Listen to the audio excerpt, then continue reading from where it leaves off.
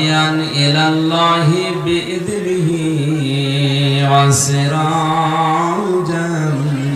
منيرا فقد قال الله تعالى في كلامه المجيد وبرهانه التوحيد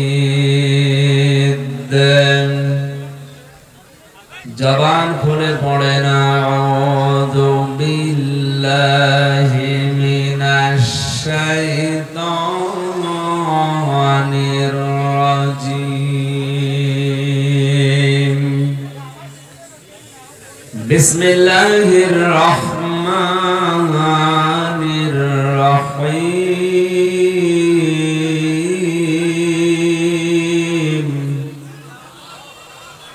وعباد الرحمن الذين يمشون على الأرض هونا وإذا خاطبهم الجاهلون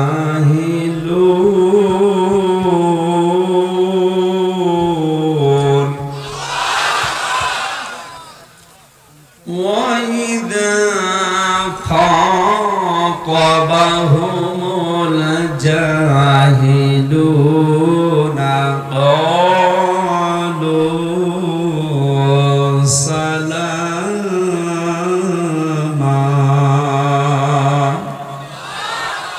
صدقت يا ربنا وقال تعالى في آية أخرى إن عدة الشهور عند الله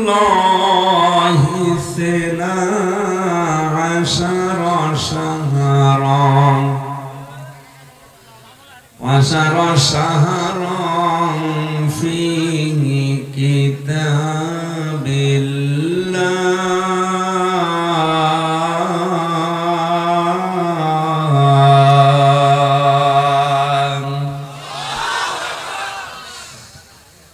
وما زادهم إلا إيمانا وتسليما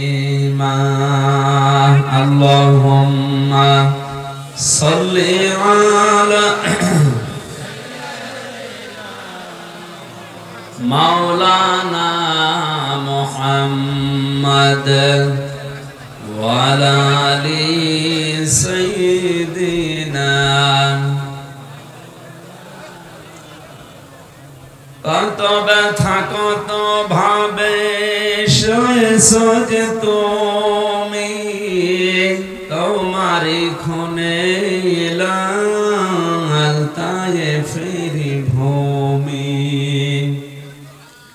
ফেরেশতা এসে যায় ধ্বংসের হুকুম লৌহ মাখা মোহাম্মদ প্রাণেতে হাসরাত হে আল্লাহ ক্ষমা করো এ তায়েফে বাসী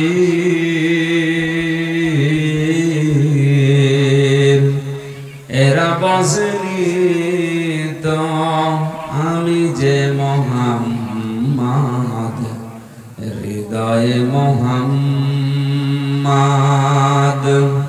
আলহামদুলিল্লাহ বাংলাদেশের ঐতিহ্যবাহী জেলা সিরাজগঞ্জ শাহজাদপুর থানার অন্তর্গত পোতাজিয়া গ্রামের যুব সমাজের উদ্যোগে মহাবিশ্বের মহাবিশ্ব আমাদের মালিক আমাদের মনিব মহান রব্বুল ইজ্জাতুল জালালের মুখের পবিত্র বাণী কোরআনে কারীম এই মাহফিলে এতক্ষণ যিনি আলোচনা রাখলেন আপনাদের এলাকার সন্তান ইসলামিক চিন্তাবিদ শিক্ষাবিদ জনাব মাওলানা রাশিদুল হাসান রাশিদ সিদ্দিকী ইসলামী সঙ্গীত পরিবেশন করেছেন হাসানুল্লাহ জলহাস সহ আলোচনা রেখেছেন মাওলানা হুসাইন আহমেদ মাহফুজ চুয়াডাঙ্গা নাম না জানা অন্যান্য ওলামা ইকরাম, সামনে বসা মুসলমান ভাইরা, পর্দার আড়ালে সম্মানিতা মা এবং বোনেরা, প্রশাসনের ভাইরা, প্রাণ প্রিয় সিরাজগঞ্জবাসী, আল্লাহকে ধন্যবাদ জানাচ্ছি যিনি আমাদের এখনো পর্যন্ত সুস্থ রেখেছেন। আমরা যে কথা বলতে পারছি, এক একটা কথা তৈরি হতে আমাদের এই কয়েক ইঞ্চি কণ্ঠনালী 27টা ধাক্কা লাগার পরে একটা কথা তৈরি হয়। যত দয়া দুনিয়ায় আল্লাহর আছে। আর রহমান আল্লামাল কোরআন খলাকাল ইনসান আল্লামাহুল বায়ান। আল্লাহ তাআলা বলেন, আমি যে রহমান, আমার বড় দয়া যে তোমাদেরকে আমি কোরআন শিখিয়েছি, আমি তোমাদেরকে বানিয়েছি। এই যে খলাকাল ইনসান থেকে প্রমাণ হয়, আজ যারা বাংলাদেশে আদম থেকে মানুষের সন্তান এটা বিশ্বাস না করে বানর থেকে মানুষ এসেছে এই থিওরি প্রতিষ্ঠিত করতে চায়, ওরা আল্লাহর কোরআনের আয়াত অনুযায়ী কাফির।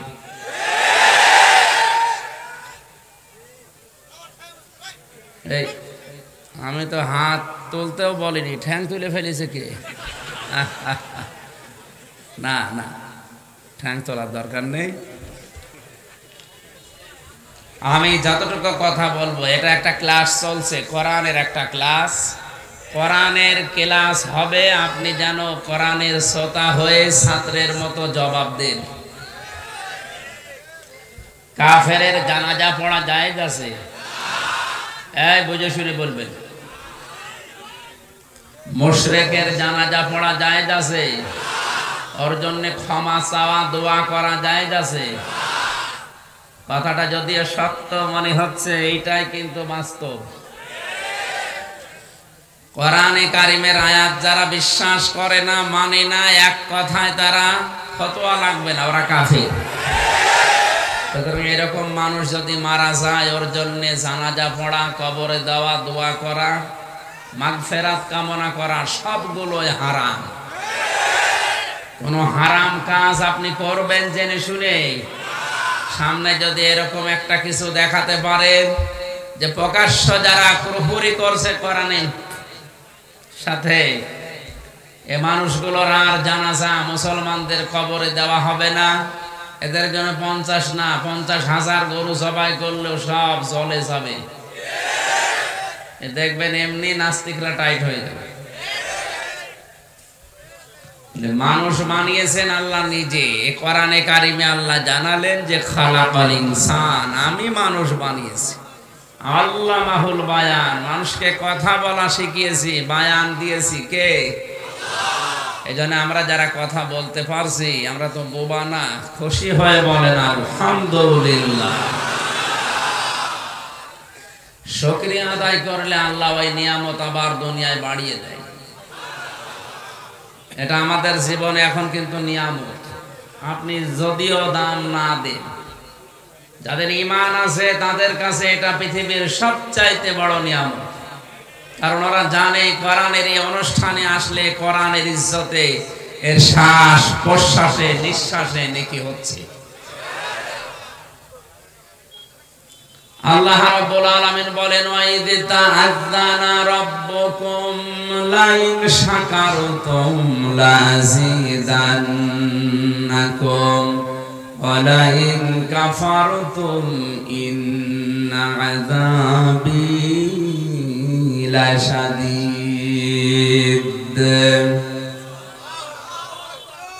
আল্লাহ যেন নিজে মাইক হাতে নিয়ে এলান দিচ্ছে যে একটি ঘোষণা শোনো। কে বলছে? আল্লাহ নিজে মাইক হাতে নিয়ে লেগে পড়েছেন একটি ঘোষণা, একটি এলান। যদি আমার নিয়ামত পাওয়ার পরে শুকরিয়া আদায় করো, লাযিদান্নাকুম, ওটা অবশ্যই আমি আল্লাহ তোমাদের জীবনে আবার বাড়িয়ে দেব। যদি না শুকরিয়া করো, দাম না দাও, মর্যাদা দিতে না চাও, জীবন থেকে ওইটা ছিনিয়ে নেব এবং কঠিন আযাবের ভেতরে ফেলে দেব। আয়াতের তাফসীর পড়তে গিয়ে আমি শুকরিয়া আদায়ের শর্ত, শ্রেণী এগুলো পেয়েছি 3টা। বাংলাদেশে অধিকাংশ মানুষ আমরা জানি নিয়ামতের শুকরিয়া আদায় করে, একেবারে টটি পর্যন্ত খেয়ে ঢেকর তুলে বলে আলহামদুলিল্লাহ, হয়ে গেল না। এটা শুকরিয়া আদায়ের একটা মাধ্যম, একটা বাক্য। মুফাসসির লিখেছেন, কেউ যদি কোনো নিয়ামতের শুকরিয়া আদায় করতে চায় তাকে তিনটা বিষয় মানা লাগবে। কয়টা? এক নাম্বার, আপনাকে মুখে স্বীকার করা লাগবে যে এটা নিয়ামত। এটা কি লাগবে না, বসো। দুই নাম্বারে, আপনার অন্তরে এটা আনন্দ লাগা লাগবে, শান্তি পাবেন আপনি অন্তরে। তিন নাম্বারে, যে কথাগুলো ওই নিয়ামতের মাধ্যমে শুনবেন ওইটা তার মালিকের মর্জি মতো খরচ করা লাগবে। আমি আগেই বলেছি, এটা কিন্তু ক্লাস চলছে। এইটা তিনটা বিষয় বললাম, নিয়ামতের শুকরিয়া কি করে আদায় করতে হয় এটা বুঝেছেন কিনা? আসতে বলেন, এটা বুঝেছেন? এইভাবে শুকরিয়া আদায় করবে। তাহলে আজকের নিয়ামতের শুকরিয়া আদায়, এক নাম্বারে আমরা মুখে স্বীকার করছি, প্রশংসা আদায় করে আলহামদুলিল্লাহ। দুই নাম্বারে, এটা আমাদের মনের ভেতরে দেখেন যাদের ঈমান আছে তাদের আনন্দ লাগছে। ইন্নামাল মুমিনুনা আল্লাযীনা ইযা যুকিরাল্লাহু ওয়াজিলাত কুলুবুহুম ওয়া ইযা তুলিয়াত আলাইহিম আয়াতুহু যাদাতুহুম ঈমানা। আল্লাহ পাক বলেন, সত্যিকারের ঈমানদার তো তারা যাদের সামনে আমি আল্লাহর নাম উচ্চারণ হলে তাদের অন্তরাত্মা কেঁপে ওঠে।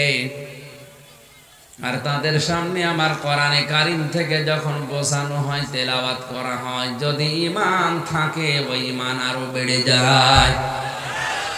ঈমান আরো বেড়ে যায়, কথা কার? Must be. আজকে এখানে ঈমানদার যদি এসে থাকেন আপনি, অবশ্যই আপনার ঈমান বাড়বে। যদি ঈমান না থাকে কি বাড়বে? নবীজি কোরআন আবু জেহেলের সামনেও পড়েছিলেন, আবু বকরের সামনেও পড়েছিলেন। দুইজনের নামের আগে আবু আছে। এক আবু কোরআন শোনার পরে তার ঈমান বেড়ে গেছে, আর এক আবু কোরআন শোনার পরে ঈমান বাড়ে নাই, শয়তানি বেড়ে গেছে। এখানে আপনি বসবেন আবু জেহেলের মতো মন নিয়ে, না আবু বকরের। আল্লাহ পাক আমাদেরকে আবু বকরের সাথে যেন কবুল করেন, বলেন আমিন। তিন নম্বরে নিয়ামতের শর্ত কি পেয়েছি? শুধুমাত্র অন্তরে আপনার আনন্দ লাগবে, শান্তি লাগবে তা না। এখান থেকে যে কথাগুলো আজকে ডেলিভারি দেওয়া হবে কোরআনে কারীমের আলোকে, এই কথাগুলো আপনার প্র্যাকটিক্যাল লাইফে আল্লাহর মর্জি মতো মিলাবেন। কথা বলেন না কেন? আজকের আমার আলোচনার বিষয় আল্লাহর বান্দা কারা। আমরা সবাই দাবি করছি আমি কি আল্লাহর বান্দা? না না। আপনার ভেতরে যদি 12টা গুণ না থাকে, আপনি আকাশ দিয়ে উড়ে যেতে পারেন, আপনি আল্লাহর বান্দা হতে পারেননি।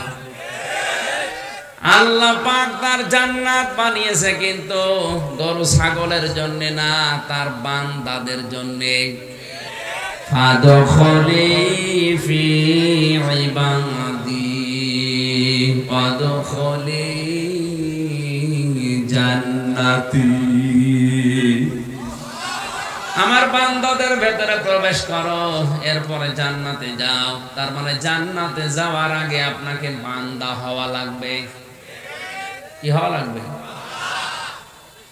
বিশ্বনবীকে আল্লাহ পরা কোরআনে 7টা নামে বিশেষ করে ডাক দিয়েছেন, তার ভেতরে বান্দা একটা।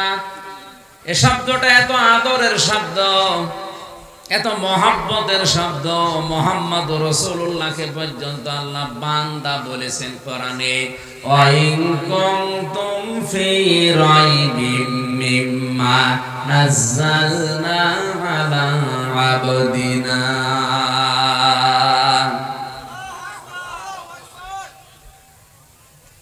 সিরাজগঞ্জবাসী আজ বাংলাদেশ, ভারত, পাকিস্তানে কত মানুষ বুঝে না বুঝে বিভিন্ন পীরের বান্দা বা গোলাম দাবি করে। এলাকায় পীর আছে কিনা আমি জানি না, অথচ বলো দরকার না। পীর কি খারাপ জিনিস? পীর মানে উস্তাদ, শিক্ষক, মুআল্লিম। আপনি যেটা ইসলামের জানেন না, যারা জানে তার কাছে জেনে নেবেন, এইটাই পীর। কি এর বাইরে কিচ্ছু নেই। তার দরবারে যাওয়া লাগবে, গরু ছাগল নিয়ে পা টেপা লাগবে, এগুলো সব ওদের বানানো। বাংলায় বলছি, পীর মানে উস্তাদ, শিক্ষক, মুআল্লিম, টিচার। ফাসআলু আহলাদ যিকরি ইন কুনতুম লা তা'লামুন। কোরআনে আল্লাহ আয়াতটা 2 বার দিয়েছেন। যারা জানে না তাদের উচিত যারা জানে তাদের কাছে যেন জেনে নেয়। এইটা আরবিতে, এটা ফার্সিতে পীর বলে, আরবিতে বলে মুআল্লিম, ইংরেজিতে বলে টিচার, বাংলায় আমরা শিক্ষক বলি। এ বাংলাটা বুঝেছেন কিনা? পীর কি বাংলা শব্দ? কি ফার্সি? বলেন বলেন। ইংরেজি টিচার, আরবি মুআল্লিম, বাংলা এই যে শিক্ষক, এইটাও তো পীর। কি কথা বলেন? ওই যে ডক্টর সাহেব, ওইটাও পীর। যারা জানেন না ওনার কাছেও বিষয়টা জেনে নেবেন, এইটাই পীর। এতটুকু পীরের শেষ। তো বাংলাদেশে যেই জিনিস যত ভালো তার নকল বের হয় তাড়াতাড়ি।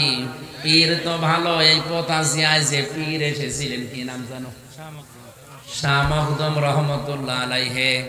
তাদের জীবন আমি পড়ে দেখেছি। এই দেশে যারা ইসলাম প্রচার করেছে নিজের জন্য কিচ্ছু করেনি, সব করেছে জনগণের জন্য। আমার বাগেরহাটের দিকে তাকান, খান জাহান আলী বড় বড় দিঘি কেটেছে, পুকুর কেটেছে, কুয়া বানিয়েছে, টিউবওয়েল পুঁতে দিয়েছে, রাস্তা বানিয়েছে। এইগুলো ছিল পীর।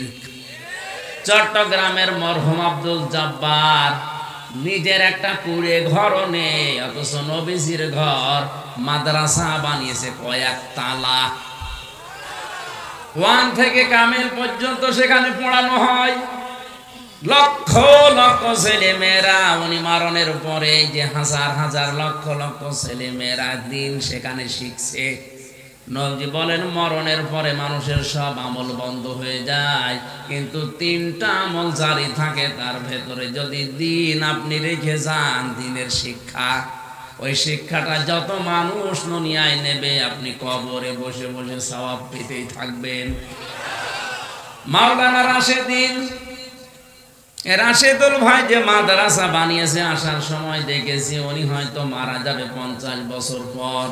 এখান থেকে যত মানুষ দিন শিখবে, আলেম হবে, কিয়ামত পর্যন্ত মাওলানা সাহেব কবরে সওয়াব পেতেই থাকবে। আজকে কোরআনের আর এক পাখি বিদায় নিয়েছে, আল্লামা লুৎফর রহমান, লক্ষ্মীপুরের। বাংলাদেশ সহ আন্তর্জাতিক স্কলার যারা আছে তার ভেতরে তিনি একজন। বহু ভাষায় সারা বিশ্বে কোরআন প্রচার করেছে, হাজার হাজার আলেমদের অভিভাবক। আজকে মারা গেল, কত মানুষ তার দ্বারা কোরআনের আলো পেয়েছে। উনি মারা যাওয়ার পরেই কবরে দিয়ে দেবেন, কিয়ামত পর্যন্ত এই আলো ছড়াতেই থাকবে।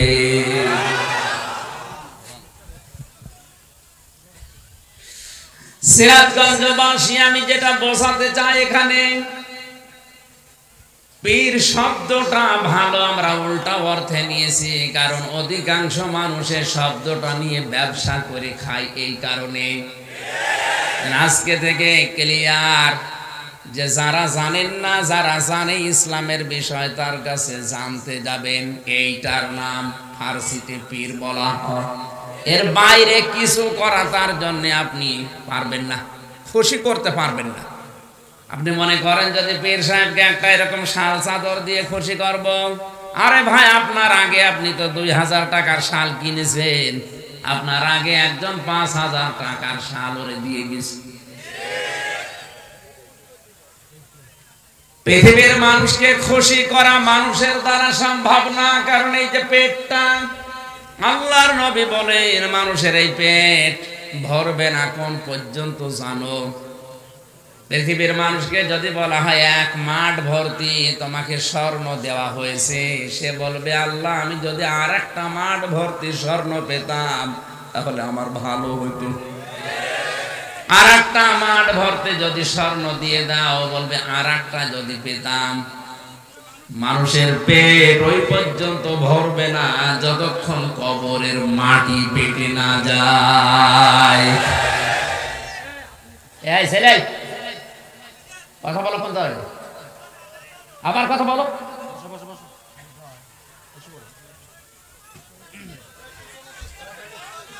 কথা বলতে হবে না ভাই, না দেখতে পারলেও চুপ থাকে।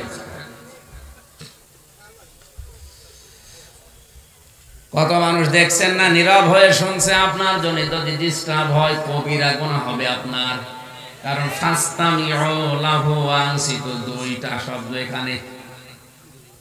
চুপ থাকতে হবে এবং শুনতে হবে, কারণ এখন আর মমতাজের গান হচ্ছে না, এটা কোরআনের আলোচনা আরম্ভ হয়েছে। রহমানের বান্দা যদি আমরা দাবি করি, আল্লাহর বান্দা যদি আমরা দাবি করি, বলছিলাম যারা আজ বলে আমি অমুক পীরের গোলাম, পীরের বান্দা, এ কথা বলা যে কত বড় মারাত্মক। আল্লাহ সবচাইতে বেশি রাগান্বিত হয়ে যায় ওই মানুষটার উপরে যখন সে তার বান্দার পরিচয় দিতে চায় না। আল্লাহ বলতে কারো গোলামির পরিচয় দেওয়া, বান্দা বলা, কারো কাছে সাহায্য চাওয়া জায়েজ নেই, হারাম। হারাম এবং হারাম। জিন্দা পীর হোক আর মরা পীর হোক, কারো কাছে সাহায্য চাওয়া যাবে না। সাহায্যের একমাত্র জায়গা আল্লাহ। এমনকি কেউ যদি বলে ইয়া রাসূলুল্লাহ আমারে সাহায্য করেন, কবিরা গুনাহ হবে। আপনি নামাজে কেবলই বলে আসলেন ইয়্যাকা না'বুদু ওয়া ইয়্যাকা নাস্তাঈন, শব্দটা কিন্তু না'বুদু ওয়া ইয়্যাকা এভাবে ছিল। ফেল ফাইল মফুল এভাবে শব্দ সাজানো হয় আরবি গ্রামারে। আল্লাহ আগে ইয়্যাকা দিয়ে দিয়েছেন, মফুলকে আগে এনে মুকদ্দম করে জানিয়েছেন। এখানে দেখবেন বাংলা লিখতে গেলে হর্ষাই দেওয়া লাগে। একমাত্র তোমারই ইবাদত করি। সুবহানাল্লাহ বলতে পারেন না? এই গ্যারান্টি দিয়ে যখন জানলেন একমাত্র তোমারই ইবাদত করি, এরপরে আপনি যদি কোনো পীরের কাছে মরা হোক জিন্দা হোক সাহায্য চান, আল্লাহ এত রাগান্বিত হন। এখন যদি এখান থেকে বাড়ি যেয়ে দেখেন আপনার স্ত্রীর কাছে কেউ শুয়ে আছে, কিছু করেনি, এমনি শুয়ে আছে, আপনার ভালো লাগবে? আপনার যেমন রাগ হবে আল্লাহ পাক ঠিক ওই রকম রেগে যায় বান্দা যখন তাকে বাদ দিয়ে অন্য কারো কাছে সাহায্য চায়। সুতরাং এই শাহজাদপুরে যারা আল্লাহ বাদ দিয়ে অন্যের কাছে সাহায্য চাচ্ছেন বা যারা চাওয়ার ব্যবস্থা করে দিচ্ছেন, দুইজনেরই সমস্যা। আল্লাহ আপনার উপরে রেগে আছে, আপনি এখন আল্লাহর বান্দা হতে পারেননি। আজকের আলোচনার বিষয় কি বললাম? এখানে কথা বলে কেন গো? কি সমস্যা কি আপনার? এখানে হয় বসেন না চলে যান, যান। আমার ভাইরা, আমি বলছিলাম আজকের আলোচনার বিষয় হচ্ছে আল্লাহর বান্দা কারা। আমরা আল্লাহর বান্দা হওয়ার চেষ্টা চালাবো ইনশাআল্লাহ। দরুদ আর সালাম পড়ছি নবী মুহাম্মদ রাসূলুল্লাহ সাল্লাল্লাহু আলাইহি ওয়াসাল্লামের প্রতি। এখানে একটা তথ্য আছে, আলেমরা শুনেন, আলেমদেরকে বলছিলাম ওয়াল্লাযী আরসালা রাসূলাহু বিল হুদা ওয়া দীনিল হক লিইয়ুযহিরাহু আলাদ দীনি কুল্লিহি ওয়া কাফা বিল্লাহি শাহিদা। এতদিন যেভাবে শুনেছেন না, নতুন ভাবে তাফসীর করছি, ভালোভাবে শুনবেন। আল্লাহ পাক বলেন তিনি সে আল্লাহ যিনি তার রাসূলকে সত্য দিন সহকারে দুনিয়ায় পাঠিয়েছেন শুধু খেলা করার জন্য। বলেন, কোরআনে স্পষ্ট আয়াত এটা। তিনি সেই আল্লাহ যিনি তার রাসূলকে পাঠিয়েছেন সত্য দিন সহকারে। কেন পাঠালেন? লিইয়ুযহিরাহু, একটাই উদ্দেশ্য, তিনি যেন জাহির করেন। কি করেন? জাহির করেন, প্রকাশ্য করেন, উপরে তুলে নিয়ে আসেন, প্রকাশ করে দেন, প্রতিষ্ঠিত করেন। প্রায় ৯৯টা অর্থ আছে। আলাদ্দীনি কুল্লিহি, দুনিয়ায় যত ধর্ম আছে, যত দিন আছে, সব দিনের উপরে যেন তিনি তার পাঠানো দিন ইসলামকে উপরে তুলে নিয়ে আসেন। আল্লাহ তাআলা এতটুকু বলে শেষ করেননি, ওয়া কাফা বিল্লাহি শাহিদা। এই কাজ করতে গিয়ে নবীর পেছনে যদি বাংলাদেশের কেউ না থাকে, আমি আল্লাহ বলছি আমি নিজেই যথেষ্ট। এবার আসেন তো আয়াতের পক্ষে হাদিস। মান ক্বারাআল কুরআনা ফাস্তাযহারাহু ফাহাল্লা হালালাহু ওয়া হাররামা হারামাহু আদখালাহুল্লাহুল জান্নাহ ওয়া শাফাআহু ফি আশারাতিন মিন আহলি বাইতিহি কুল্লুহুম ক্বাদ ওয়াজাবাত লাহুন নার। তিরমিজি শরীফের হাদিস। নবীজি বলেন, যে ব্যক্তি কোরআন পড়ে আরে কোরআনকে ইজহার করার চেষ্টা করে, মান ক্বারাআল কুরআনা ফাস্তাযহারাহু, ওই যে কোরআনে লিইয়ুযহিরাহু, এখানে ফাস্তাযহারাহু শব্দের মাদ্দা কিন্তু একই। তাহলে ইজহার শব্দের অর্থ বললাম প্রকাশ করা, প্রচার করা, দাঁড় করানো, প্রতিষ্ঠিত করা। এই পৃথিবীতে যারা কোরআন পড়ে আর কোরআনকে যারা দাঁড় করানোর জন্য চেষ্টা চালায়, প্রতিষ্ঠা করার জন্য যারা চেষ্টা চালায়, ফাহাল্লা হালালাহু, এর হালালকে হালাল হিসাবে মেনে নেয়। একটি বারের জন্য চিন্তা আসে না যে কোরআনে কারীম আল্লাহ প্রকাশ করার জন্য বলার পরে হালালের কথা কেন বললেন? কারণ আল্লাহ জানে ভালো করে এ পৃথিবীতে কোরআন যদি প্রতিষ্ঠিত না হয়, কায়েম না হয়, এমন এমন হালাল জিনিস আছে যে এই সমাজে মানা সম্ভব না। এ দেশে অনেক হালাল কাজ আছে, আপনি ইচ্ছা করলেও মানতে পারবেন না। মেয়েকে বিয়ে দেওয়া সরকারি যে নিয়ম আছে, 18 বছর, আর ছেলের কত, এ বয়সের আগে যদি আপনি বিয়ে দেন, নিশ্চিত আপনার মামলা খাবেন, ধরা খাবেন, জেলে যাবেন। কথা বলে না কেন? কোরআনের সাথে আয়াতের কোনো এই নিয়মের কোনো মিল আছে? অথচ এ দেশের আইন সরকারি আইন, আপনি মানতে বাধ্য। ইসলাম যদি থাকতো এই আইন মানতে আমরা বাধ্য থাকতাম না। কোরআনের হালাল বিষয়গুলো আমরা এখন মানতে পারবো না, কারণ কোরআন কায়েম নেই। হারামা হারামাহু, যারা এর হারামকে হারাম বলে মেনে নিয়েছে, আজ অনেক হারাম আছে যেগুলো আমরা ইচ্ছা করলেও ছেড়ে দিতে পারছি না, মেনে নিতে বাধ্য হচ্ছি। আজ হাজার হাজার অফিসার ঘুষ খায়, এদেরকে যদি বলা হয় কি বলে আমার কিছু করার নেই, ওপরের নির্দেশ। এই যে আমার এই গাড়িটাই মনে করেন এর কাগজপত্র, রোড পারমিট সব ঠিক আছে, ওকে, সিরাজগঞ্জ থেকে কুষ্টিয়া পর্যন্ত যেতে কমপক্ষে 3 থেকে 4 জায়গায় আল্লাহর ওলিরা ধরবে। হুজুর দোয়া চাই, আমি যদি বলি কই আমি তো দোয়া করে আসলাম, না, যে দোয়া নিয়ে এসেছেন ওই দোয়া দিয়ে যান। শেষে বাড়ি পর্যন্ত যেতে যদি আমি 1000 করেও দোয়া দিতে দিতে যাই, আমার 4000 যাবে। টোল আছে, রাস্তায় আছে খরচ, ড্রাইভারের খরচ, তেলের খরচ। বলেন এখন ওদের যদি জিজ্ঞাসা করা হয় এটা কি জোর করে নিচ্ছেন, জায়েজ হবে, ফতোয়া উল্টো করে দেবে, বলে হুজুর হাদিয়া দেওয়াও জায়েজ, এটা কি হাদিয়া হচ্ছে?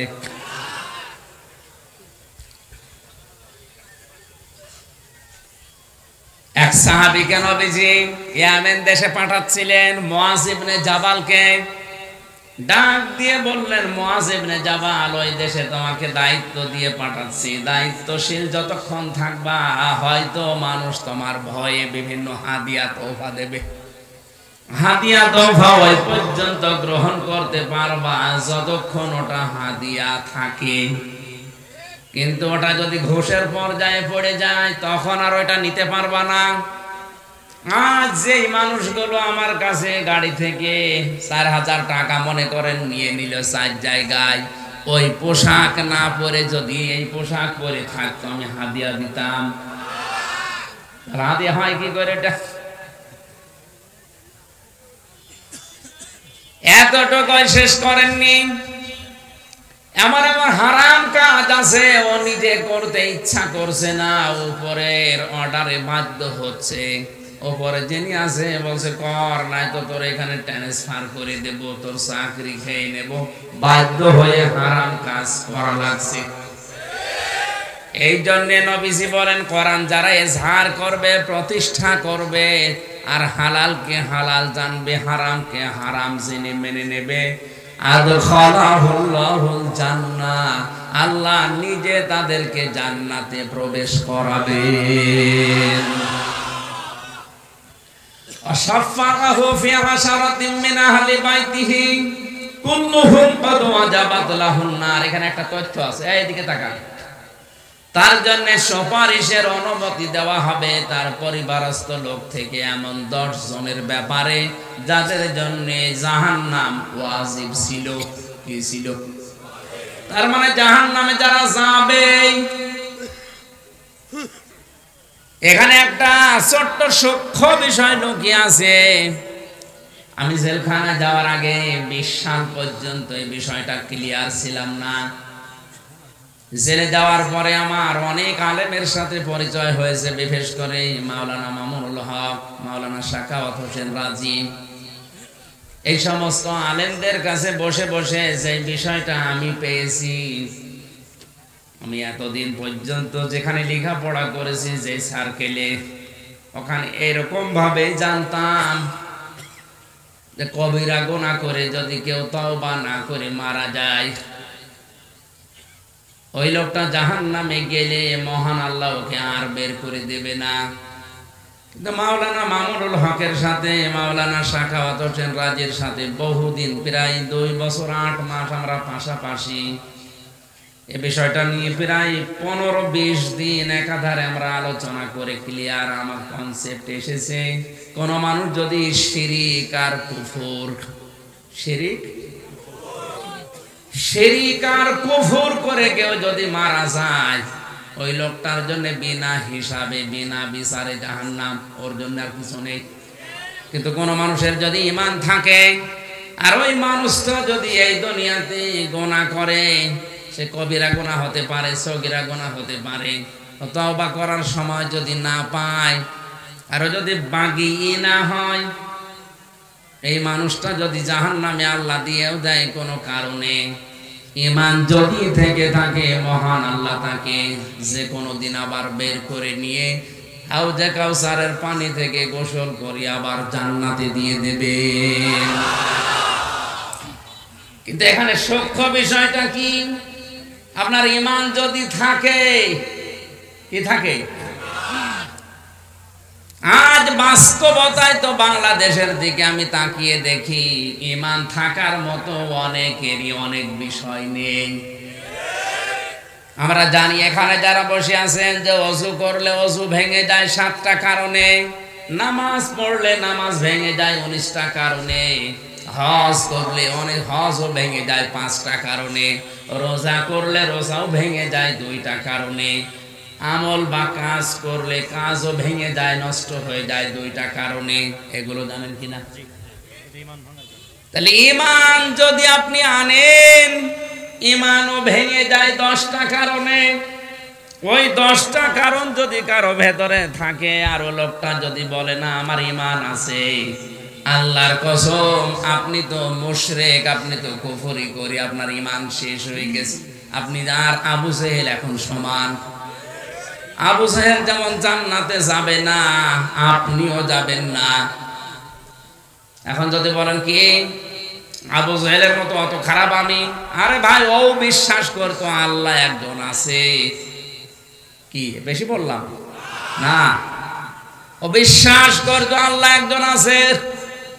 এই জন্য কাবার চত্বরে গিলাফ ধরে বদরে যাওয়ার আগে বলেছিল, মালিক তুমি আসো আমি জানি মুহাম্মদের বিরুদ্ধে যুদ্ধে যাচ্ছে বদরে, সত্যের পক্ষে যে আছে তাদেরকে তুমি বিজয় দিও।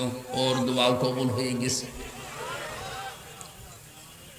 আল্লাহ একজন আছে ও যদি বিশ্বাস না করবে, কোন কারণে আল্লাহর ঘর কাবা শরীফেরও দায়িত্বে থাকবে বলেন? এমনকি এই গিলাফ ধরে বলেছিল তুমি আসো আমি জানি। তোর কাজ ছিল মুশরিক ছিল, শিরিক করতো, ও নিজেকে টিকিয়ে রাখার জন্য শিরিক করেছে বেশি এ দুনিয়ায়। এই জন্য লোকটা যারা শিরিক করে আমরা তাদেরকে মুশরিক বলি। কি বলি? আরো জোরে। মুশরিকের জন্য জান্নাত না জাহান্নাম? এটা যে জাহান্নামে যাবে তার প্রমাণ নবীজি নিজে দোয়া করেছিলেন তার আপন চাচা আবু তালিবের জন্য। চাচা মুশরিক, এই জন্য আল্লাহ দোয়া ফেরত দিয়েছে। এটা জানেন কিনা? প্রমাণ পাওয়া যায়। ওয়ালাইন সাআলতাহুম মান খালাকাস সামাওয়াতি ওয়াল আরদা লা ইয়াকুলুনাল্লাহ। কোরআনে আয়াতটা কয়েক জায়গায় আল্লাহ জানিয়েছেন। হে নবী ওদেরকে যদি জিজ্ঞাসা করেন আকাশ আর জমিন কে বানিয়েছে, ওরা গ্যারান্টি দিয়ে লা ইয়াকুলুনাল্লাহ, লামে তাকিদ নুনে সাকিলা, গ্যারান্টি দিয়ে বলবে আল্লাহ বানিয়েছে। তাহলে আল্লাহ একজন আছে কথা আবু জেহেলও বিশ্বাস। বলেন বলেন। কিন্তু এই বিশ্বাসের সাথে সাথেও শিরিক করতো। আল্লাহ একজন আছে কিন্তু ওনার সাথে আরো অনেক শক্তি আছে, এ বিশ্বাস করার কারণেও মুশরিক। আমাদের দেশে অনেক মুসলমান আল্লাহ একজন আছে বলে, পাশাপাশি অন্য কেউ আছে এরকম বিশ্বাসও করে।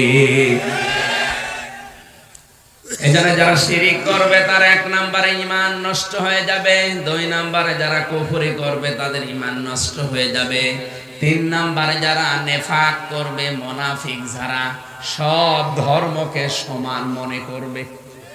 এই যে তাফসীর থেকে আমি একটা উদাহরণ লিখেছি, যারা সব ধর্মকে সমান মনে করে ওর ঈমান নষ্ট হয়ে যায়, এ দেশে নেই। এখন যদি বলেন হুজুর এই কথা বলার দরকার নেই, আপনি ঘটনা বলেন, সাপের কাহিনী বলেন, বলবো? আমি তো আসল কথা বলছি। আপনি আর কোনদিন জাহান্নাম থেকে বের হতে পারবেন না যদি এই 10টা থাকে। জীবনের মতো যাবেন, এই শেষ, কোনদিন আর পারবেন না। আর যদি এই 10টার কোনটাই না থাকে, আপনি কোনো না কোনদিন যাবেন, আবার একদিন বের হবেন। এই জন্য তো আপনাকে বাঁচার জন্য বলছে আমি আপনার শত্রু না, আমি আপনার বন্ধু। 5 নম্বরে নবী ছাড়া যারা অন্যের আদর্শকে ভালো মনে করে, এ বাংলাদেশে নেই। এরা আবার জান্নাতে যাওয়ার আশা করে বসে আছে। ওই ভালো করে শুনেন, 4 নম্বরে নবী ছাড়া যারা অন্য কাউকে আদর্শ হিসাবে ভালো মনে করে,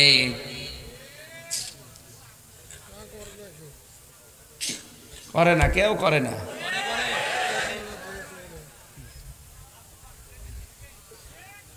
আজ টক শোতে বসে বসে নবীর বিরুদ্ধে কথা বলে, তো ওর কাছে নবীর আদর্শ যদি ভালো হতো ও কি করে বলতো? 5 নম্বরে যে মানুষগুলো আল্লাহর বিধানকে নিয়ে কটাক্ষ করে, আজ প্রকাশ্য কটাক্ষ করছে, তাহলে আল্লাহর বিধান নিয়ে কটাক্ষ করলো, আর ঈমান আছে না গেছে? ওটা কি আর ঈমানদার আছে না বেঈমান? ওই বেঈমান যদি জান্নাতে যায় জাহান্নামে যায় আর বের হবে, তাহলে এরে এখনই সতর্ক করা লাগবে না? এখন থামা লাগবে না। 6 নম্বরে আল্লাহর বিধানকে যাদের ভালো লাগে না এই মানুষগুলোর ঈমানও ভেঙে যায়, নষ্ট হয়ে যায়। 7 নম্বরে যারা জাদুকর, 8 নম্বরে যারা মুসলমানদের বিরুদ্ধে ষড়যন্ত্র করে। আমার মনে হয় 8 নম্বর পয়েন্টে বাংলাদেশে অনেকেই ধরা খাবে। মুসলমানদের বিরুদ্ধে যারা ষড়যন্ত্র করছেন থামেন, আপনার ঈমান কিন্তু ভেঙে যাবে। একবার জাহান্নামে আল্লাহ দিয়ে দিলে জীবনে আর বের হতে পারবেন না। 9 নম্বরে কাউকে ইসলামের ঊর্ধ্বে যদি কেউ মনে করে, এটা এই দেশে নেই, আমেরিকায় আছে। 10 নম্বরে ইসলামের কোন বিধানকে যদি কেউ ঘৃণা করে, বলেন নাউজুবিল্লাহ।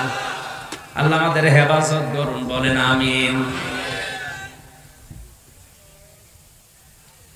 লিইয়ুযহিরাহু আলাদ-দীনি কুল্লিহি দিয়া যেটা বুঝিয়েছে, ইসলামকে যারা দাঁড় করানোর চেষ্টায় থাকবে, প্রকাশ করার চেষ্টায় থাকবে, কায়েম করার, প্রতিষ্ঠা করার চেষ্টায় থাকবে, আর হালালকে হালাল জেনে মেনে নেবে, হারামকে হারাম জেনে মেনে নেবে, তাকে আল্লাহ জান্নাতে শুধু প্রবেশ করাবে না, এমন 10 জনের ব্যাপারে তারে সুপারিশ করার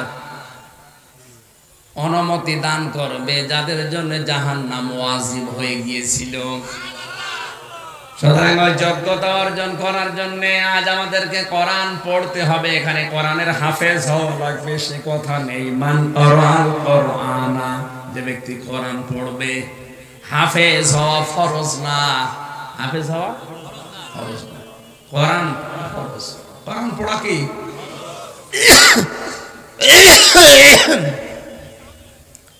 আবহমান কাল থেকে এই দেশে যারা আল্লাহর ওলিরা শুনলাম, শাহ মকদুম থেকে শুরু করে, শাহজাহান থেকে শুরু করে, খানজাহান থেকে, শাহজালাল থেকে শুরু করে যত আল্লাহর ওলি এই দেশে এসেছে, তাদের জীবনীগুলো আমাদের সিলেবাসে আছে, আমরা পড়েছি। আমরা দেখেছি ওই মানুষগুলোর কাছে কেউ গেলে কোরআন শরীফ তুলে দিত, এই নাও তুমি এইটা পড়লে আল্লাহকে পেয়ে যাবে। এখন তাদের উত্তরসূরি যারা দাবি করে, দেখবেন এই মানুষগুলোর কাছে গেলে আগে কোরআন তুলে দেয় না, আগে জিকির দেয়। কান খাড়া করে শোনেন সিরাজগঞ্জের মানুষেরা, এলাকায় যদি 50 জন পীর সাহেব থাকে, ওইটাই হক পীর, ওইটাই হক্কানি দরবার। সেখানে গেলে আগে কোরআন শরীফ তুলে দেয়। আর যেখানে গেলে শুধু হো হো, ওটা ভণ্ড। কারণ হো হো বলে কোনো জিকির নেই। কথা বলেন না কেন? এরা নাকি থানাতে, টিওন অফিসে, এসপি অফিসে আমার নামে চিঠি দিয়েছে যে আমরা আল্লাহর ওলি, আমরা পীর, আমাদের নামে উনি বলে। আরে আপনি কিসের পীর? আপনার দরবারেতে কোরআন থাকবে। শাহজালালের কাছে কেউ গেলে আগে কোরআন তুলে দিত। কথা বলেন না কেন? এই যে শাহ মাকদুম এখানে যিনি পতাশিয়ায় এসে পোতা পুঁতেছিলেন, ইট নাকি গেড়েছিলেন, ওনার জীবনী পড়ে দেখেছে। আমি জানতাম না যে এই জেলায় সেটা। ওনার কাছে কেউ গেলে উনি কোরআন আগে তুলে দিত, এই নেন, এইটা পড়লে আল্লাহকে পেয়ে যাবেন। পরিষ্কার ভাষায় বলছি, বাংলাদেশে 48,000-এর উপরে এখন পীর। 48,000-এর ভেতরে হাতে গোনা কয়েকটা বাদ দিলে অধিকাংশ গুলোই ভণ্ডামিতে লিপ্ত। এমনকি কাফের পর্যন্ত হয়ে গেছে। সাতক্ষীরার খাজা মঈনুদ্দিন সিদ্দিকী নাম শোনেননি? মাওলানা খাজা মঈনুদ্দিন সিদ্দিকী সাতক্ষীরা, শ্রদ্ধাভাজন বড় ভাই, উনিও এক পীরের সন্তান। উনি প্রকাশ্য মাহফিলে ঘোষণা দিয়েছে আমার বাবাও কাফের হয়ে গেছে। কারণ কাজ করে কুফরি, কথা বলে কুফরি। ওনাকে নাকি বলেছিল যে তুই আমার ছেলে, আমার দরবারটার 12টা বাজাবি। বলেছে বাবা আপনি আমাকে কোরআন পড়িয়েছেন কেন? কোরআন পড়িয়ে দেখে আপনার এই দরবার টিকে না। এজন্য আবার বলছি, এই দেশে যারা পীর সাহেব আছেন, যেখানে গেলে আগে কোরআন তুলে দেয়, মরহুম মাওলানা আব্দুল জব্বার চট্টগ্রামের মতো, সারসিনার পীরের মতো যে কোরআন শরীফ নেন, এটা ভালো করে বোঝেন। 1 বছর সময় দিলাম, মুরিদ হয়েছো, পুরাটা মাতৃভাষায় একবার পড়ে আসো, দেখো তোমার জীবন এমনিতেই পাল্টিয়ে যাবে। আপনি যদি এটা পুরাটা নাই পড়েন তো এর হালাল কি করে জানবেন, হারাম কি করে জানবেন? এই জন্য কোরআন পড়া ফরজ, হাফেজ হওয়া ফরজ না। এ পুরা এলাকার ভেতরে 5 জন হাফেজ থাকলে যথেষ্ট, কিন্তু কোরআন 5 জন পড়লে হবে না। এখানে কিন্তু 5 লাখ মানুষ থাকে, এই থানায় 2 থানা মিলে 5 লাখ মানুষকে কোরআন পড়া লাগবে। কোরআন পড়া কি বলেন বলেন কেমন ফরজ? নামাজের মতো। নামাজও হবে না যদি কোরআন না পড়েন। নামাজের যে 19টা নামাজ ভাঙ্গার কারণ আছে, আর 1 নাম্বার কারণ কোরআন অশুদ্ধ পড়া। যেন আহ্বান জানাচ্ছি, যারা এসেছেন এখান থেকে সিদ্ধান্ত নিয়ে যান, মরণের 8 দিন হলেও আমি কোরআন পড়া শিখে মরবো। শুধু শিখবো না, আমি বসবো, যেভাবেই হোক আমি বসবো। কথা বলুন, চেষ্টা চালান। যদি আপনি এভাবে পড়তে পড়তে নাও পড়তে পারেন, যদি আলিফ বা তা সা পড়তে পড়তে মারা যান, 50 বছর লাগবে, অসুবিধা নেই।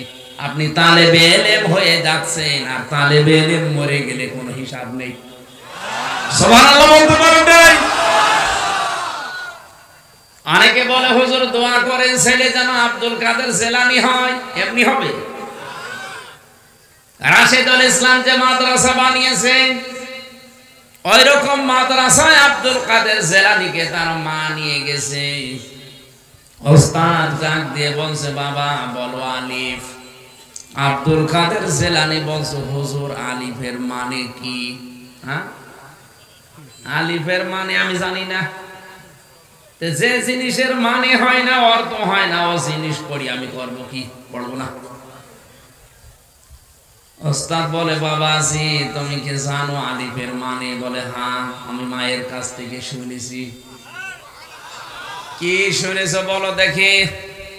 হযরতে আব্দুল কাদের জিলানী তিনি শুরু করলেন, আল্লাহু লা ইলাহা ইল্লাহুল হাইয়ুল কাইয়্যুম লা তা'খুযুহু সিনাতুন ওয়ালা নাওম। একটা একটা করে আল্লাহর পরিচয় দিলেন 10টা। কয়টা? এই আয়াতের ভেতরে আল্লাহর 10টা ক্ষমতার কথা আছে। ফরজ নামাজের পরে কেউ যদি আয়াত পড়ে, আয়াতুল কুরসি যেটা আমরা বলি, এর ভেতরে আল্লাহর 10টা ক্ষমতার কথা বলা আছে। কোন মানুষ যদি ওই অনুযায়ী তার প্র্যাকটিক্যাল লাইফ চালায়, মরণের পরে কোনো বাধা নেই জান্নাতে যাওয়ার, শুধু একটাই রাস্তা খোলা আছে, মরবে জান্নাত পেয়ে যাবে। কিন্তু 10টা আবার মানা লাগবে। আব্দুল কাদের জিলানী 10টার পরিচয় দিলেন আয়াতুল কুরসি তেলাওয়াত করে। উস্তাদ কাঁদতে কাঁদতে বেহুশ হয়ে গেছে। হোশ ফেরার পরে মাকে ডাক দিয়ে বলছে, মা আপনার এই ছেলে মনে হয় কোনো জায়গায় পড়িয়েছেন, এখন নিয়ে এসেছেন আমার কাছে পরীক্ষা করার জন্যে। মা বলছে, কই কোনো জায়গায় তো এর দেইনি, এই প্রথম আপনার কাছে নিয়ে আসলাম। ওস্তাদ বলে, মা গো আপনার এই ছেলের তো পুরা কোরআনের প্রায় 18 পারা মুখস্থ আছে। মা আমার কান্না আরম্ভ করলেন। ওস্তাদ বলে, মা আপনি কাঁদেন কেন? আপনার তো খুশির বিষয়, আপনার তো আনন্দ লাগার কথা যে এতটুকু বয়স, এই বয়সে আপনার ছেলে কোরআনে কারিমের 18 পারা মুখস্থ করে ফেলেছে, তা অর্থ সহ ব্যাখ্যা করতে পারে। মা ডাক দিয়ে বলে, উস্তাদ আমার আফসোস লাগে এই কারণে, আমার এই সন্তানটা যখন পেটে ছিল প্রতিনিয়ত আমি কোরআনে কারিমের প্রায় 18 পারা পর্যন্ত পড়তাম। আমি পুরা কোরআনের হাফেজা না, আমি 18 পারার হাফেজা। আমি প্রতিনিয়ত কোরআন পড়েছি পেটে রাখা অবস্থায়। এ সন্তান জন্ম নেওয়ার পরে এর পাশে বসিয়ে বসিয়ে ফজর নামাজ, ও শুয়ে শুয়ে আমার মুখের দিকে তাকিয়ে আমারে আব্দুল কাদের মুখ মিলাতো। আমার আফসোস হচ্ছে এই কারণে, আমি যদি আর একটু কষ্ট করে আর 12 পারা পড়ে পুরা কোরআনটাই মুখস্থ করে প্রতিনিয়ত পড়তে পারতাম, আমার এই ছেলে আব্দুল কাদের এতটুকু বয়সে কোরআনের হাফেজ হয়ে যেত। আব্দুল কাদের জিলানী এমনি তৈরি হয়। এরপরেও তিনি মাকে মাঝে মাঝেই বলতেন, মা তুমি সত্যি করে বলো দেখি, আমাকে পেটে রাখা অবস্থায় কোনো হারাম কাজ করেছো নাকি? মা আশ্চর্য হয়ে বলে, কি বলিস? বলে, হ্যাঁ আমি বলতাম না, আমি যা পড়ি আমার মনে থাকতে চাই না, অবশ্যই তুমি আমাকে পেটে রাখা অবস্থায় কোনো হারাম কাজ করেছো। মা বলে, বাবারে তোরে পেটে রাখা অবস্থায় কোনো হারাম কাজ করেছি বলে আমার মনে হয় না, তবে একটা কথা আমার মনে আছে, আমার পেটের ভেতরে তোর বয়স যখন 9 মাস, কয় মাস? ওই সময় আমি তোর নানির বাড়িতে ছিলাম, উঠানের ওপরে আসার নাড়ি দেয়, শোকাতে দেয় রোদে, ওটা শোকাতে দিয়েছে কে জানো, আমি খেয়ে ফেলেছিলাম। কারণ সন্তান পেটে রাখা অবস্থায় মানুষের টকের দিকে ঝোঁক বেশি হয়। আমি হয়তো তুলে খেয়ে ফেলেছি, মনে করলাম তোর নানির, পরবর্তীতে খোঁজ নিলাম না এটা পাশের বাড়ির একজন রোদে শোকাতে দিয়ে গেছে।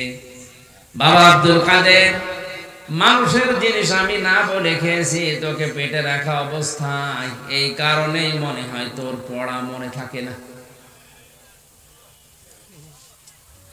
সিরাজগঞ্জের মা বোনেরা, সন্তান পেটে রাখা অবস্থায় মানুষের জিনিস না বলে খেয়ে এই প্রভাব যদি সন্তানের মেধার উপরে পড়ে, এই কারণে যদি লেখাপড়া মনে থাকতে না চায়, আমাদেরকে যারা পেটে নিয়েছো কত কিছু না বলে খেয়ে তোমরা হজম করে ফেলো।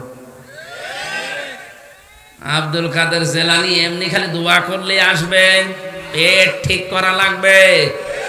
মেয়েদের এই কয়েক ইঞ্চি পেট, এটা অনেক দামি জায়গা, কত রকমের নজর ওই দিকে মানুষ দেয় উল্টা পাল্টা করে, আর মানুষের চোখের নজর বড় তীক্ষ্ণ, খুব খারাপ জিনিস এটা। অনেকেই হয়তো বলে, হুজুর আমি ভালো নজরে তাকাই, এটা টাটকা শয়তান। তোমার নজর কত ভালো। বিশ্ব নবী মুহাম্মদ রাসূলুল্লাহ একদিন মসজিদে নববীতে নামাজে যাচ্ছিলেন, হঠাৎ করে একটা বেপরদা মহিলা তার সামনে পড়ে গেছে। তিনি মাথা নিচু করলেন, তাড়াতাড়ি করে বাড়িতে আসলেন। হযরতে সাউদা রাদিয়াল্লাহু তাআলা আনহাকে ডাক দিয়ে বললেন, কোথায় তুমি, এদিকে আসো। তার সাথে তিনি সংসার করার পরে হযরতে সাউদা বলে, হে রাসূল আপনি তো মসজিদে যাচ্ছিলেন, হঠাৎ করে ফিরে আসলেন কোন কারণে? হযরতে সাউদা ডাক দিয়ে বলেছেন, নবীজি বলেন, আমি যখন যাচ্ছিলাম তখন একটা বেপরদা মহিলা আমার সামনে পড়ে গিয়েছিল, তাড়াতাড়ি করে মাথা নিচু করে চক্ষু বন্ধ করে আমি প্রায় চলে এসেছি। শয়তান আমারে ধোঁকায় ফেলে দিচ্ছিল, তাড়াতাড়ি করে চলে এসে আমার জায়েজ জায়গায় আমি জায়েজ কাজটা করেছি। বলেন তো, শয়তান যদি বিশ্ব নবী মুহাম্মদ রাসূলুল্লাহকেও ধোঁকা দিতে পারে, আমাদের পারবে না? আপনার মন কি রাসূলুল্লাহর চাইতেও পবিত্র হয়ে গেছে? এখানে ভণ্ডামি কথা কোথায় পান আপনি? আমার মন পবিত্র আছে। আমি যে কথাটা বলার জন্য পর্যন্ত এসেছিলাম, শিরক এবং কুফরি যেন আমাদের জীবনে না থাকে, তাহলে জাহান্নামে একবার গেলে আর বের হতে পারবেন না।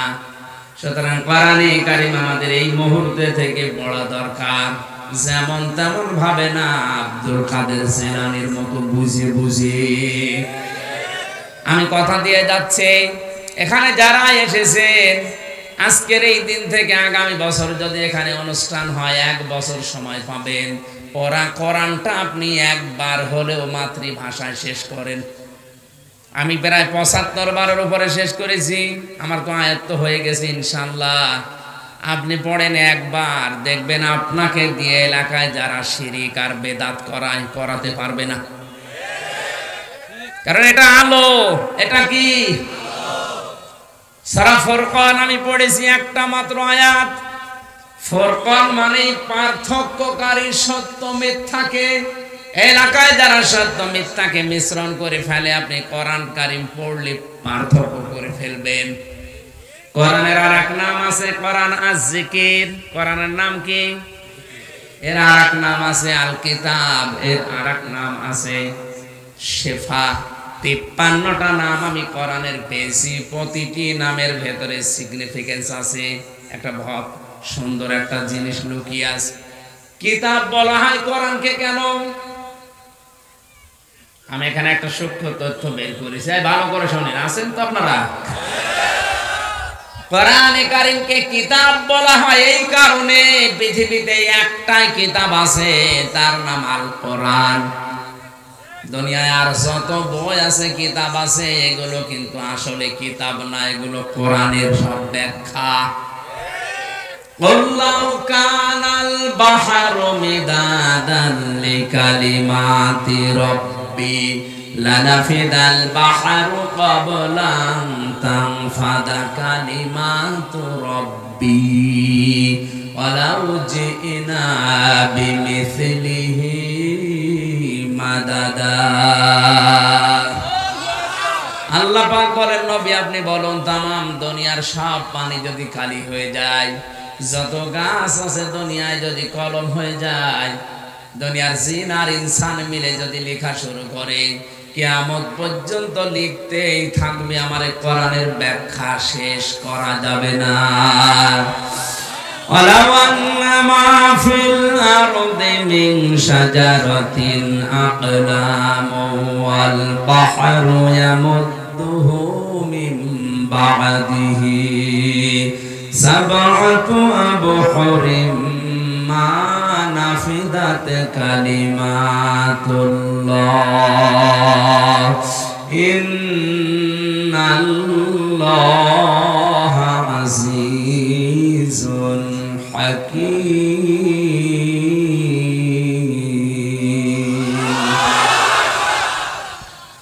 এটা 27 নাম্বার সূরা লোকমানের।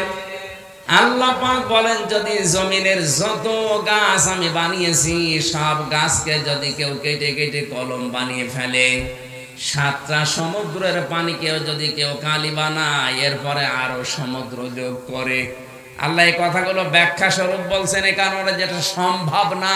মা নাফিদাত কালিমাতুল্লাহ, আমি আল্লাহর কালেমার ব্যাখ্যা লিখে কোনোদিন শেষ হবে না। এই জন্য দুনিয়ায় কিতাব কয়টা? একটা। বলেন বলেন, কেন একটাকে কিতাব বলা হয়? আমি এই জন্য আয়াতটা পড়লাম, যারা আলেম আছেন তাদেরকে বলছি, কোরআনের প্রথম শুরুতেই দেখবেন লেখা আছে যালিকাল কিতাবু লা রাইবা ফীহি। এখানে কিতাবের আগে কি আছে? আলিফ লাম। কি আছে? আরো জোরে বলেন। এই এই ওঠে কারা গো? এদিকে ভালো করে খেয়াল করেন, কেন আল্লাহর এই কোরআনকে কিতাব বলা হয়, আর কেন আল্লাহ প্রথম এই কিতাব দিয়েছেন, কোরআন শব্দ না দিয়ে যালিকাল কোরআন দেয়নি। কি দিয়েছেন? যালিকাল কিতাব দিয়েছেন, আর কিতাবের আগে আলিফ লাম দিয়েছেন। মুফাসসিরিন ইকরাম লিখেছেন, এই পৃথিবীতে একটাই মাত্র হেদায়েতের কিতাব, যার নাম কোরআন শরীফ।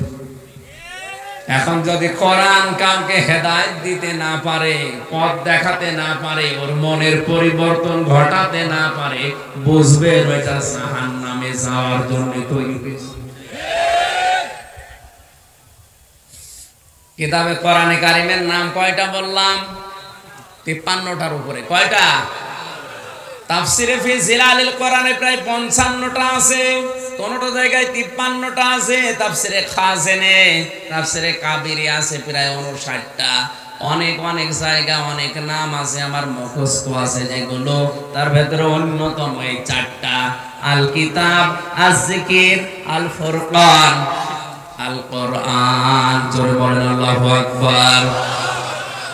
আমি যে কথাটা এর আগে বললাম যে কোরআন যদি কাউকে হেদায়েত দিতে না পারে, মনের পরিবর্তন ঘটাতে না পারে, ওর কপালে আর হেদায়েত নেই। এটা আমি বানালাম। এই যে নরসিংদীর গিরিশচন্দ্র সেন, বেটা হিন্দু মানুষ, ওর মন ছিল না কোরআন থেকে হেদায়েত নেওয়ার, কিন্তু কোরআন পড়েছে আমাদের চাইতে বেশি, ও কোরআন বুঝেছে আমাদের চাইতে বেশি, ও কোরআন লিখেছে আমাদের চাইতে বেশি। আমি 1 থেকে মাস্টার্স পর্যন্ত আমার তাফসিরের উপরে মাস্টার্স হয়েছে। আমি এত লেখা লিখতে পারি নাই গিরিশচন্দ্র সেন যত কোরআন লিখেছে। কারণ আমার এক একটা শব্দের হয়তো 2টা 5টা 7টা অর্থ মুখস্থ আছে। আর বেটা হিন্দু, গিরিশচন্দ্র সেনের এক একটা শব্দের 33 থেকে 99টা পর্যন্ত অর্থ মুখস্থ ছিল, নয়তো তাফসীর লিখলো কি করে? এখানে যত বড় হুজুর হোক আর যত বড় ডক্টর হোক, বুকে হাত দিয়ে কেউ বলতে পারবেন না যে কোরআনের প্রতিটি শব্দের অর্থ আমার জানা আছে। পারবেন? কেউ পারবে না। না, আমারও ক্ষমতা নেই। আমি পড়েছি কিন্তু আমার এখন আর মনে নেই। এখন আবার স্টাডি করা লাগবে, দেখা লাগবে। ওর কি মেধা চিন্তা করেন। পুরা কোরআন শরীফের প্রতিটি শব্দের অর্থ তবে 1টা 2টা 5টা না, 33টার উপরে করে এক একটা শব্দের অর্থ ওর মুখস্থ ছিল। কি পড়া পড়েছে জীবনে, কিরকম মুখস্থ করেছে, কিভাবে লিখেছে। তাহলে আমাদের চাইতে কোরআনও পড়েছে বেশি, বুঝেছে বেশি, লিখেছে বেশি। এখন বলুন না কেন? কিন্তু হেদায়েত পেয়েছে না। মারা যাওয়ার পরে কবরে দিয়েছে জানাজা, কি কোথায় দিয়েছে? আগুনে। কোথায় দিয়েছে? আগুনে পুড়িয়ে ফেলেছে। এই জন্য তো কিতাবে রাখা আল ইসলাম যে কোরআন যদি কারো মনের পরিবর্তন ঘটাতে না পারে, কোরআনে কারীম যদি কাউকে হেদায়েত দিতে না পারে, ওর কপালে আর হেদায়েত নেই। তার বাস্তব উদাহরণ এই গিরিশচন্দ্র সেন। এই জন্য এখানে যারা বসে আছেন, একদিনের তাফসীর শুনে আপনি আল্লাহর ওলি হয়ে যাবেন না। আপনার মন যদি তৈরি না হয়, ওই আবু সেহেলের মতো বাঁকা মন নিয়ে বসে কিয়ামত পর্যন্ত শুনলেও হবে না। আবু বকরের মতো মন নিয়ে শোনেন। আমি যে 12টা পয়েন্ট বলছি, দেখেন তো আপনি আল্লাহর বান্দা আছেন কিনা। আর আল্লাহর বান্দার বাইরে যারা আছে ওরা শয়তানের বান্দা। হামালি না, পশ্চিম কোন দিকে তাও বলিস না। তুই ফতোয়া দিলি, তুই ফতোয়া বুঝিস। সত্যি করে বলা, আসলে পশ্চিম কোন দিকে? হুজুর আমি জানি না। এই যে পেটে বোম মারলে বের হয় না, আর এরা ডক্টর আবুল কালাম আজাদের ভুল ধরে।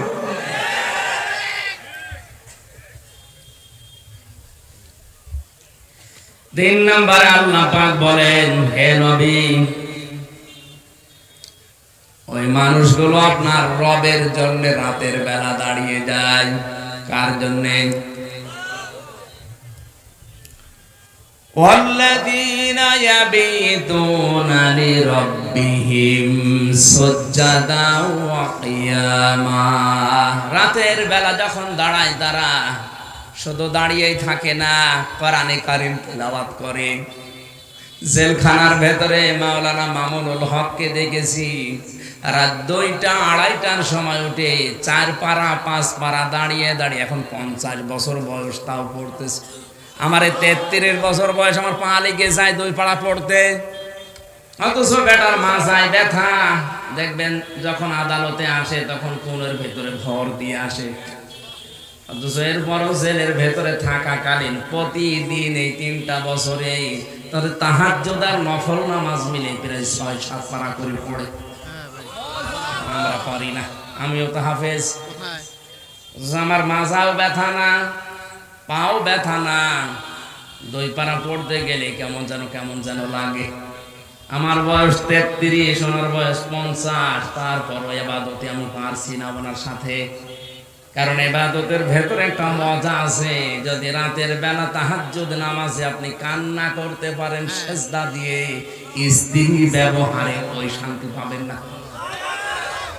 এই পৃথিবীতে আমাদের কাছে সবচাইতে বেশি আনন্দের কাজ মনে হয় স্ত্রীর ব্যবহার। কথা বলেন না কেন?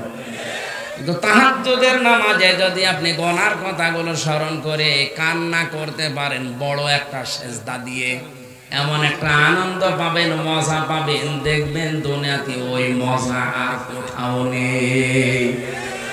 ইবাদুর রহমানদের এই গুণটা অর্জন করা দরকার। আল্লাহ তুমি আমাদেরকে দান করো, বলেন আমিন। 4 নম্বরে পেয়েছি তারা জাহান্নাম থেকে আল্লাহর কাছে পানা চাবে। প্রতিদিনই আমলটা করবেন 24 ঘন্টায়, যে কোনো সময় আল্লাহুম্মা আজিরনি মিনান নার, আল্লাহ তুমি যাই করো জাহান্নামে আমারে দিও না। 5 নম্বরে দান করতে গিয়ে ফকির হয়ে যাবেন না, আবার কৃপণতা করবেন না, মধ্যম পন্থায় থাকবেন। 6 নম্বরে আল্লাহ ছাড়া কাউকে ডাকা যাবে না। আজ বাংলাদেশে আল্লাহ কেউ ডাকে, মাঝামাঝি অন্য কাউকেও ডাকছে। এই যে ব্রাহ্মণবাড়িয়া এলাকায় যারা আল্লাহকে ডাকতেছে, অধিকাংশ দরবার গুলোতে কিছুক্ষণ ইয়া আল্লাহ ইয়া আল্লাহ, এরপর ইয়া আলী বাবা, শাহ আলী বাবা, দয়াল বাবা, খাজা বাবা, এই কথা বলছেন। এগুলো হারাম। এটা রহমানের বান্দার গুণ না, শয়তানের বান্দার গুণ। 7 নম্বরে অন্যায় ভাবে কাউকে হত্যা করা যাবে না, রায়ও দেওয়া যাবে না। 9 নম্বরে জিনা করা যাবে না। এখানে 3টা বললাম পরপর। আল্লাহ বাদে অন্য কাউকে যারা ডাকে, অথবা আল্লাহকে ডাকে পাশাপাশি অন্য কাউকে যারা জুড়ে দেয়। 2 নম্বরে যারা অন্যায় ভাবে মানুষ হত্যা করে। 3 নম্বরে যারা জিনা করে। এই 3টা পাপের শাস্তি হবে ডবল। কি হবে? আল্লাহ আমাদের হেফাজত করুন। 9 নম্বরে মিথ্যা সাক্ষী দেওয়া যাবে না। আজ বাংলাদেশে হাজারো মানুষ শুধু মিথ্যা সাক্ষীর কবলে পড়ে জেল খাটতেছে। এটা বন্ধ করেন। আপনি কিন্তু রহমানের বান্দার বাইরে চলে গেছেন যদি মিথ্যা সাক্ষী জীবনে দিয়ে থাকে। 10 নম্বরে অনর্থক কথা কাজ, এগুলো বাদ দেওয়া লাগবে। যে কাজে দুনিয়া এবং আখিরাতের কোনো ফায়দা নেই, ওই কাজ থেকে নিজেকে বাঁচিয়ে রাখা লাগবে। আর যারা মোবাইলে উল্টাপাল্টা নাচ দেখেন, উলঙ্গ ছবি দেখেন, এটা দুনিয়া এবং আখিরাতের কোনো ফায়দা আছে? বলেন। আপনার শরীর নষ্ট হয়, আপনার চোখের জেনা হয়, মনের জেনা হয়, বাকি আরো কত কিছু অঘটন ঘটে যাচ্ছে। সুতরাং এই মুহূর্তে যারা আছে এরকম কাজে, রহমানের বান্দা থাকতে হলে ছেড়ে দেওয়া লাগবে। রাজি আছে? কারা কারা রাজি আছেন বলেন তো? নাউজুবিল্লাহ, এত মানুষ এই কাজ করেন। এলাকা তো আমি এসে ভালো মনে করছিলাম, এরা দেশে সব উলঙ্গপনায় আছে। 11 নম্বরে কোরআনের আয়াত শোনার পরে, কোরআনের বায়ান শোনার পরে যারা বোবা বধির এর মতো আচরণ যারা করে, এরা রহমানের বান্দা নয়। আমি কিন্তু কথা খোলাখুলি বলেছি। এখন যদি বোবা বধির অন্ধের মতো আচরণ করেন, আপনি শয়তানের বান্দা, রহমানের বান্দা না। এই কথাটার ওজন আপনি টের পাননি। এইটা আজকের আসল ওয়াজ। ভাঙে কি বলবো, ভাঙে কি বলবো? কোরআনের কথা শোনার পরে যারা অন্ধ বোবা বধিরের মতো আচরণ করে, এরা রহমানের বান্দা না, এরা শয়তানের বান্দা। আমি জানি এখানে এরকম মানুষ বেশি। এরপরে 12 নাম্বার হচ্ছে তাদের পরিবারের জন্য তারা দোয়া করবে। কার জন্য? সবাই মিলে দোয়াটা একবার পড়েন। আল্লাযীনা ইয়াকুলুনা রাব্বানা রাব্বানা হাব লানা মিন আজওয়াজিনা ওয়া যুররিয়্যাতিনা কুররাতা আ'য়ুনিন ওয়াজআলনা লিল মুত্তাকিনা ইমামা। এই যে 12টা গুণ আমি সংক্ষেপে বলেছি, আমি সহ যদি আমরা সবাই এই গুণটা, এটা যেহেতু কালকে রেকর্ড হয়ে ছড়িয়ে যাবে সারা দেশে, সবাইকে আহ্বান জানাবো, শোনেন, বারবার বারবার বারবার শোনেন। নিজেদের জীবনে যদি আমল করে নিতে পারেন, এই 12টা গুণ আপনি রহমানের বান্দা হিসাবে আল্লাহ পাক নিজে আপনার জন্য অ্যাপার্টমেন্ট তৈরি করবেন। এই পৃথিবীতে একজন মানুষকে আল্লাহ জান্নাতের ঘর দেখিয়েছিলেন, তার নাম আসিয়া। নাম কি? হযরতে আসিয়াকে আল্লাহ নিজে জান্নাতের ঘর দেখিয়েছেন। এই আয়াতের পরবর্তী কথা, উলাইকা ইউজসাউনাল গুরফাতা বিমা সাবারু ওয়া ইউলাকাউনা ফিহা তাহিয়াতাও ওয়া সালামা খালিদিনা ফিহা হাসনাত মুস্তাকাররাও ওয়া মুকামা। সুবহানাল্লাহ আলহামদুলিল্লাহ লা ইলাহা ইল্লা সুবহানাল্লাহ।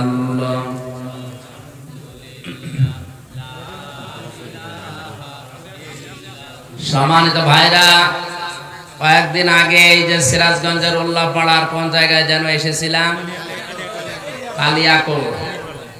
আপনারা মেয়েদের জন্য এবং পুরুষদের জন্য, পুরুষরা মেয়েদেরকে দেবেন, মেয়েরা পুরুষদেরকে দেবেন। ওই গাড়িতে একটা বই লেখা আছে আমার, পারিবারিক জীবনে অশান্তি এবং তার প্রতিকার কি।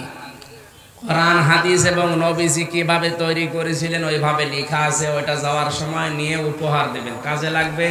পরকীয়া প্রেম যাদের পরিবারে আছে, আমি আশা করছি বইটা শেষ করে আমল করলে খুলে যাবে। প্রশ্ন দিয়েছেন মহিলাদের জন্য কি দিন প্রচার করা ফরজ? সবার জন্য ফরজ। যে যতটুকু জানে তার অঙ্গনে প্রচার করা ফরজ, কিন্তু পর্দা রক্ষা করা লাগবে। মহিলাদের চিল্লায় যাওয়া কি যায়? যদি মাহরাম থাকে, চিল্লা মানে কি ওই 40 দিনে যেতে হবে তা না, আপনি একদিনে যান, কোনো অসুবিধা নেই। মহিলারা সেজদা দেবে কিভাবে? মেয়েদের সেজদা দেওয়ার ওই বইতে নিয়মটা লেখা আছে, ছবি সহ দেওয়া আছে কিভাবে সেজদা দেওয়া লাগে। এটা তো এখানে দেখানো যাচ্ছে না। মেয়েরা মেয়েদেরকে স্বামীরা দেখাবেন, ওরা না গুটো গুটো হয়ে বসবে, একেবারে সব কিছু আটো সাটো হয়ে শারীরিক ঘটনার কারণে। আমার স্বামী তালিমে যাওয়া পছন্দ করে না, তাহলে কি আমার তালিমে যাওয়া ঠিক হবে নাকি ঘরে থাকা উত্তম? আল্লাহ রসুলের কথা শুনতে গিয়ে যদি পৃথিবীর কারো মন রক্ষা করা লাগে, ওটা গুনাহ হবে। হ্যাঁ, যদি বোঝেন যে এইটা করতে গিয়ে এমন সময় চলে যাচ্ছে যেটা স্বামীর হক ছিল, যে সময়টুকু আপনি ওই সময়টুকু কন্ট্রোল করবেন। আমরা বেশি গুরুত্ব দেব কি কোরআন না হাদিস? এ কি পাগল না ছাগলে? আগে কোরআন, এরপরে হাদিস। এশার নামাজের পরে সূরা মুলক আর সূরা বাকারার শেষের 3 আয়াত নাকি 2 আয়াত পড়তে হবে? শেষের 3 আয়াত আর সূরা মুলক। আল্লাহ আমাদেরকে তৌফিক দিন, আমিন। বারাকাল্লাহু লানা ওয়া লাকুম ফিল কোরআনিল আযীম। আল্লাহুম্মা আমিন।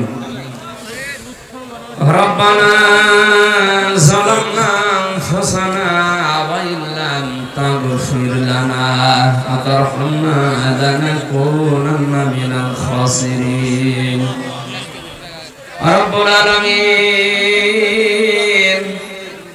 সিরাজগঞ্জ জেলার শাহজাদপুর থানার পতাজিয়া গ্রামের দিকে তাকাও। এই মোনাজাতটা বসে করেন, বসেন। আর এই মিডিয়া আলারা বলে না মোনাজাতটার পরে তোমরা খুলবা, কি কর কথা শোনো না কেন? বসো।